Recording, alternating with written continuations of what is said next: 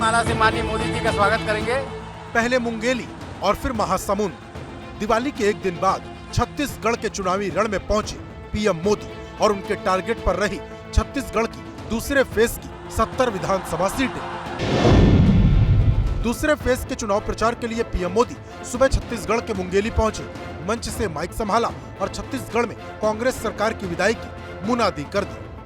पहला चरण कांग्रेस पस्त, दूसरा चरण कांग्रेस अस्त।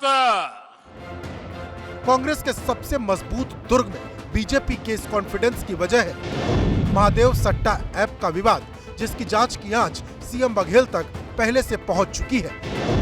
पीएम मोदी ने इस बहाने करप्शन का मुद्दा उछालकर बघेल सरकार को जमकर घेरा। छत्तीसगढ़ में महादेव सट्टेबाजी घोटाला हुआ है, उसमें 508 करोड़ रुपए से अधिक के बंटने के आरोप है। कितने कितने कितने? जांच एजेंसियों के छापों में रुपयों के ढेर पकड़े गए हैं। यहां के मुख्यमंत्री के करीबी जेल में बंद है। कांग्रेस के इन गणितबाजों को बताना होगा कि मुख्यमंत्री को इसमें कितना पैसा हिस्सा मिला है। स्वागत है भाई, स्वागत है, मोदी जी का स्वागत है। मुंगेली के बाद पीएम मोदी छत्तीसगढ़ के महासमुंद में जनसभा करने पहुंचे। मंच पर पीएम मोदी का स्वागत पारंपरिक छत्तीसगढ़ी स्टाइल में हुआ। स्थानीय टोपी पहनाई गई।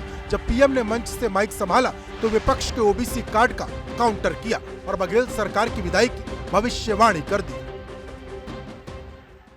कांग्रेस की नफरत इतनी बढ़ चुकी है कि वो मोदी की जाति से भी नफरत करने लगी है। बीते अनेक महीनों से कांग्रेस मोदी के बहाने पूरे ओबीसी समाज को गाली दे रही है। कांग्रेस की हार तो पक्की कर ली है। छत्तीसगढ़ के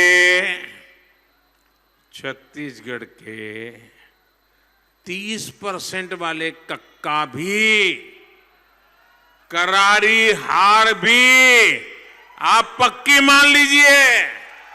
ये कक्का का जाना भी पक्का।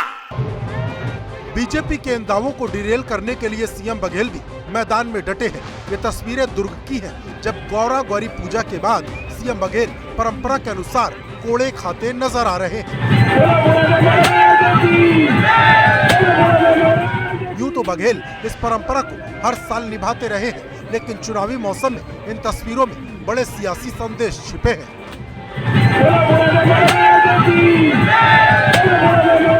सीएम बघेल एक तरफ सीधे जनता से संवाद बना रहे तो दूसरी तरफ बीजेपी के आरोपों का पलटवार भी कर रहे। करप्ट पहले है तो मोदी जी से मैं कहना चाहता हूं कि रमन सिंह के पहले खिलाफ कार्रवाई कर ले। वो सेलेक्टिव कार्रवाई न करे। करना है तो हेमंत विश्व शर्मा के खिलाफ कर ले, अजीत पवार के खिलाफ कर ले, और जो लोग जो मोदी वॉशिंग पाउडर में धुल के आए ना, उस पर पहले कार्रवाई कर ले, उसके बाद फिर बात करें।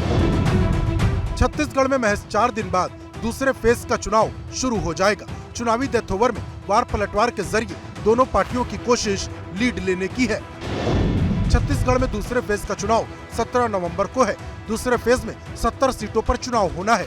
2018 विधानसभा चुनाव में इन 70 सीटों में 51 कांग्रेस को और 13 बीजेपी को मिली थी। हालांकि 2019 लोकसभा चुनाव में बीजेपी 55 और कांग्रेस 15 विधानसभा सीटों पर आगे थी। एक तरफ जहां कांग्रेस 2018 की ऐतिहासिक जीत को दोहराने की कोशिश में लगी है, तो बीजेपी की कोशिश 2019 की लहर को बनाए रखने की है। हालांकि जनता 17 नवंबर को ईवीएम में अपना फैसला लॉक कर देगी और 3 दिसंबर को सबसे पहले एबीपी न्यूज पर छत्तीसगढ़ के नतीजे देखने को मिलेंगे।